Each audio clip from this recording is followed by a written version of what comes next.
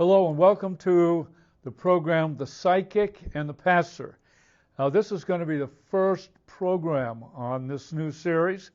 My name is Kent Philpott. I'm the pastor of Miller Avenue Baptist Church in Mill Valley, California. And someplace close to Washington, D.C., by Arlington or Falls Church is Marcia Montenegro. Welcome. Thanks for being on the program. Hello. Thank you so much for having me on your program. You're the first time. This is the beginning, and your website says you're ex-astrologer. Correct. I was a professional certified astrologer. Wow. So this is perfect because what we're focusing on, we're program's going to be dealing with things like the Akashic records and Reiki, channeling, mediumship, tarot cards, Kundalini, third eye. Yes, familiar with all of those. All of those. And so Yes. I'm just so happy, Marcia, to have come across you. In fact, down here, I don't want to pick it up. I have one of your books that you've written on the Enneagram. I've read it, and I'm just reading it through again. And we'll get to that. That's going to be one of the things we'll discuss in one of the programs down the line. Okay, great. So what I want, Marcia, I want people to be able to get to know who you are a little bit here, just starting. And let me start with just the simple stuff like, well, where were you born? Oh my goodness. Well, I was born in your state, Los Angeles. In Los Angeles. What part of L.A.? Oh, I was born in Hollywood in the Hospital of the Good Samaritan. So now here's a funny story. My life has been very, it's been anything but boring, and it starts right at the beginning. I was in California all of 6 weeks after I was born. And that's because my mother was just there on a visit with her parents to see her brother, who was a theatrical agent there, and they wanted to go to California and visit him. And for whatever reason, why she decided to go right before I was born, she did. And I ended up being born there. It was sort of an accident because I came early. And after the 6-week checkup, then she left when the doctor said we were fine. They went back to Florida. My father was in Berlin, and he was over there with the State Department doing stuff over there. And so my mother did not. I was actually should have been born in Berlin, Germany. But my mother said that in order to be president of the United States, you have to be born in the United States. And so she just thought that there would be this chance that her child could be president. And so that's why she flew all the way from Berlin to her parents' home in Florida. And then they decided to take the trip to Los Angeles, and I was born there. She went back to Florida 6 months later. She took a ship over to Europe where my father was with me. And so I had my first across the ocean ship ride at age 6 months. And, then we went to Berlin for a while and then Frankfurt. So my beginning is it's like right at the beginning, things were like not normal. So where did you go to high school, Marcia? I went to high school in Maryland, right outside Washington, D.C. My father was in the Foreign Service. And so we traveled. And I didn't grow up in one place. We lived in Washington, D.C., and then we lived in different places overseas. Did you go to college someplace? Yes, I went to college in Florida. At the time, it was called Florida Presbyterian College. It's now called Eckerd College. And even though it has the word Presbyterian in there, it was not really a Christian school. The Presbyterian Church is very big on education, and one of their things is to start colleges, or at least it used to be. And that was a college they started with the understanding that the college would eventually change its name, which it did. But I did go there at St. Petersburg, Florida. and I got my degree in literature. All right. Now, did you marry, have a family, or anything like that? I did. I have, now this is all before I became a Christian. I was married for several years to a man who has since died.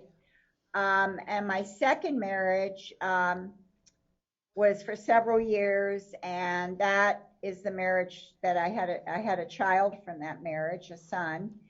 And then before I was a Christian, that marriage ended. And so when I was saved, I was a single mother with, my son with me. And he's, my former husband. He's not a Christian. Okay. Tell us a little bit, Marcia, how it is that you started becoming interested in the gospel, or how were you exposed to Christianity? My mother had been raised Southern Baptist, and she thought that children should go to church.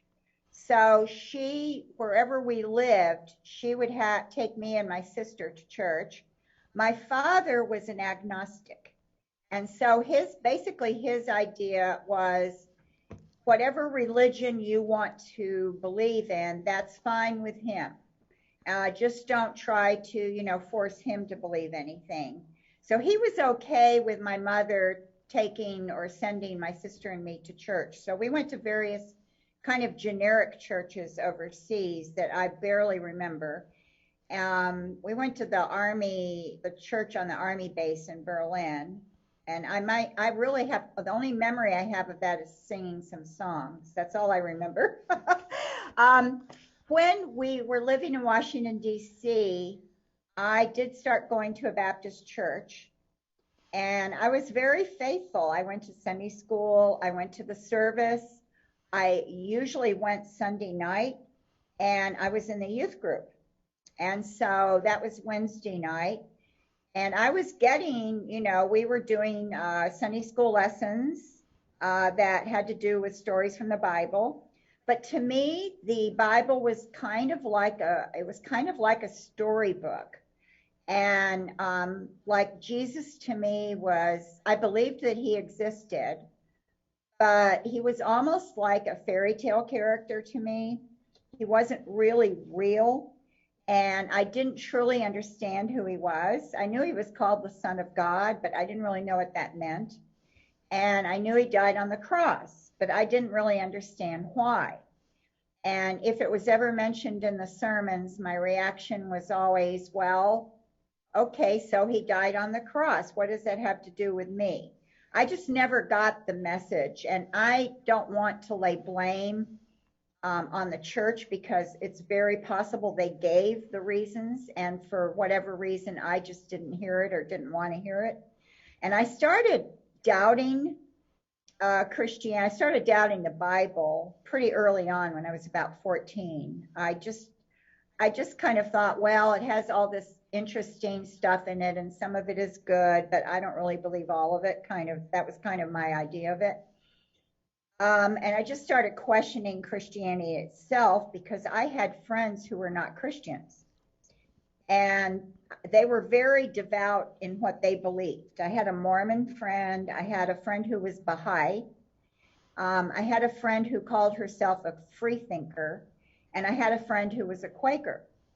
And I thought, well, they all have these beliefs that are different, and they're very dedicated to those beliefs. So why should I assume that I need to be a Christian? Why can't I explore and choose my own religion? Okay. And so I decided from that point on, I was probably about 15 then, that I would pursue other spiritual paths, and that I did not necessarily want Christianity at that point. By the time I got to college, I had decided I did not want Christianity, period. Okay. And I really did start exploring different avenues. Now, how did you get interested in astrology? Yeah, I was interested in high school in astrology, and I don't really know why. I think maybe I was very I was a fanatic newspaper reader. I loved to read the news. I started reading the newspaper every day when I was 13. I think part of it is in my household because of my father's job. My father was always up on the current events, especially overseas, things happening in other countries and everything, because that was his area. And he would talk about it and he would give, me and my sister information that was very interesting. And I think that kind of created an interest in me. Plus, I had lived overseas in other cultures. I'd spoken other languages. So I would read the newspaper every day. And of course, it had the horoscope column in it. And I remember that I was fascinated by that. And the woman at the time who wrote the horoscope column, who's very famous, but a lot of people today under a certain age probably don't know who she is Jean Dixon. She was very famous. I know her. I know who you mean. Yes, Marcia. yes. I know. I thought you would know who that is. Yeah. And I read her column.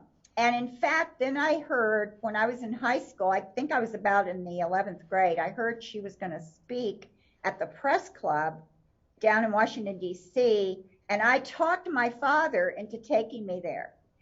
He was not very happy about it, but he he took me, and I heard her speak. I don't remember it. I don't remember what she said, but I was just so excited about it. And there was something about astrology. I think it was intriguing to me that you could get the birth date of somebody, and then you could see all these things about them. And so I had this fascination without really knowing too much that continued into college. I started reading a little more on my own. And then several years later, not right after college, but several years after that, I actually took a course in astrology in Atlanta, Georgia, which is where I was living. At that point, I had already delved into Hinduism, Tibetan Buddhism, Zen Buddhism. I had taken a course called the Inner Light Consciousness. I had already gone down this spiritual road for several years when I started seriously studying astrology. I was doing Eastern meditation also. Okay. So did you have somebody do a horoscope for you? Well, yeah, and I did go to an astrologer, and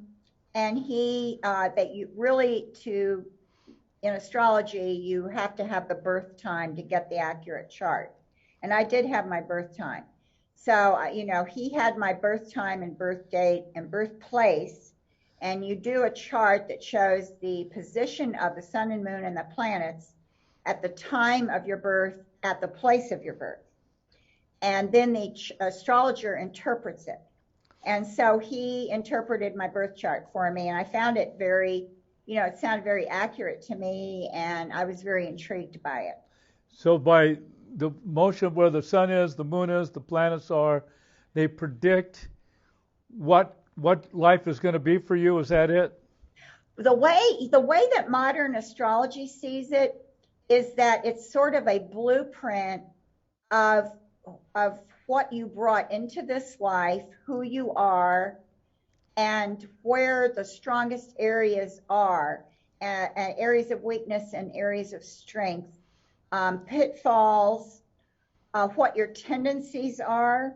So an astrologer, if they're just looking at your birth chart, they aren't necessarily going to predict, but they're going to say things like, I see you have a really strong interest in the arts, being creative. And that, since you have such a strong interest there, and that's very big in your chart, that might be an area that, have you ever thought of that area? Are you in that area? Have you done, and the person might say, oh, yes, I majored in art in college. And then you kind of just go on from there. So that kind of gives tendencies. Now there is, after that, after you do the reading on their life, you do what's called forecasting, or at least this is how I did it. You look at the position of the outer planets, where they are right now, in comparison to the birth chart, and where they're going to be like over the next year. And that is more of a predictive kind of thing. But even there, you aren't giving exact predictions. You usually say things like, I see there's going to be a lot of turmoil in your relationship. Or you might say, I see there's going to be a big change in either your job where you work or in your career goals. And so you kind of give these scenarios to the person. So the movement. That's how it goes. So the stars and the moons, they tell you what is going to happen. In other words, it's been predetermined. It's not. No, that's modern astrology doesn't see it that way. That's a fatalistic view that existed until pretty much existed until maybe in the 1900s, late 1800s, early 1900s. Psychology started merging with astrology. And so it became, instead of more of a fatalistic thing, it's more like this is what your chart, the energies of your chart, and how you use them is up to you. So you could have, for example, this is how I answered the question about twins, because people would say, well, what about twins? Well, first of all, twins are usually born several minutes apart, which is sometimes enough to give them a slightly different birth chart. But even if the charts are very similar, they could have very different lives because of how they use what the planets and everything in the chart represent. It depends on how you use those powers or energies. Okay, so you're talking about powers and energies. Yeah. Did you supposed to have had a previous existence? Well, I did believe in reincarnation. Now, not all astrologers do, but most of my friends who were astrologers believed in it. And that would be, and a lot of the books that I read on astrology were written by people who believed in it. So that is also something that you see in the chart. You see, it's called the moon's nodes, and those are actual things where when the moon goes around the earth, it intersects with the earth's path around the sun, and those are called the north and south node. And in the chart, the south node would represent like a karmic kind of thing, what you've brought in with you into this life, and the north node would represent where you're supposed to be going. So I would include that in my chart readings. I did include that aspect. So the charts, they had a major impact on your life? Oh, yeah. I mean, of course, I knew my chart, and once I knew astrology well enough to know, interpret my own chart, I definitely would filter things that happened through that chart. So that would be like my filter for why something was happening, or maybe what I should do about something, and also where the planets are now and how they're affecting my chart. That would influence me. And then when I started having clients and had a pretty steady stream of clients, I was telling other people about their chart, and I was also writing. I did a lot of writing for some New Age and astrological journals. And one magazine, I was a regular contributor for over 3 years. Marcia, with all of that and following your chart? Oh, I was more than comfortable with it. I believed it was my calling. I believed I had been an astrologer probably in previous lives. And I felt that this was my calling because I'd always been intrigued by it. And then when I took courses in it to learn it, and in Atlanta, they have a very unusual situation where, and actually this was set up by some astrologers, astrology was illegal on the books. And so one of the astrologers in Atlanta, this is before I came onto the scene there, one of the astrologers in Atlanta went to a city councilman and said, look, there are legitimate astrologers. We're not all like con artists.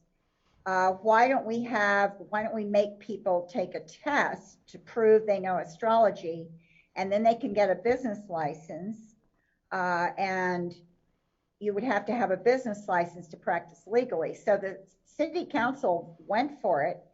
And actually in Atlanta, now I can't say how it is now because I haven't been there in a long time, but when I was there, to practice legally in the city limits, you had to have a business license. But to get the business license, you had to prove you either passed the test given by the Astrology Board in Atlanta or by the American Federation of Astrologers. So the astrologers in Atlanta had set up their own board and their own exam. And the exam, in fact, is given at City Hall. I went down to City Hall to take the exam with some other people. It's a 7-hour exam. And then later you find out whether you passed or failed.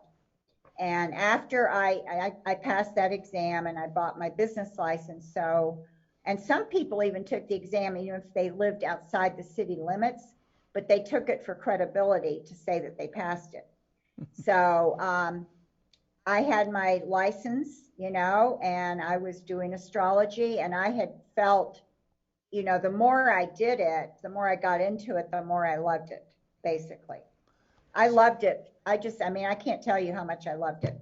I just really, truly loved it. Now, what happened? How did that all change? Well, yeah, that changed pretty dramatically. It didn't happen overnight, though. It was sort of a series of events that started with, it actually started when I was still president of the Astrological Society. It started kind of towards the end of my term. I started getting this very strange compulsion to go to a church. And I didn't understand where this was coming from or why that would happen, because I didn't want to go to a church. So, I had definitely rejected Christianity for a number of years at this point. I believed in Jesus, but my view of him was, I had the New Age Jesus. And so Jesus was an enlightened spiritual master like Buddha. And I just ignored this because I didn't want to go to a church, but it wouldn't go away. This started like around April of that year, and it continued through the summer. In August, I went to a conference in Eugene, Oregon, and this conference was put on by the publisher of the magazine that I mentioned earlier that I was a regular writer for. And I had been to a conference he had 2 years earlier, and he would fly me there. He invited all the writers for his magazine to this conference to speak, and I went there and I did workshops and I talked to other astrologers. So I was there in August, and a couple of strange things happened there. I won't go into it because it takes too much time, but there were a few like uncanny things that happened.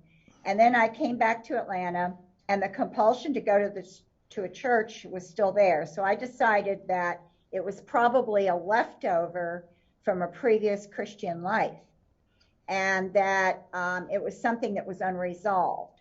And so I thought, I probably need to go into a church to resolve this issue from a previous life. And that's how I rationalized going into a church. And so I picked this very large church in downtown Atlanta where I was sure nobody would know me. And I went in and I sat in the back because I was planning to leave after 15 minutes. That was my plan. I had a plan.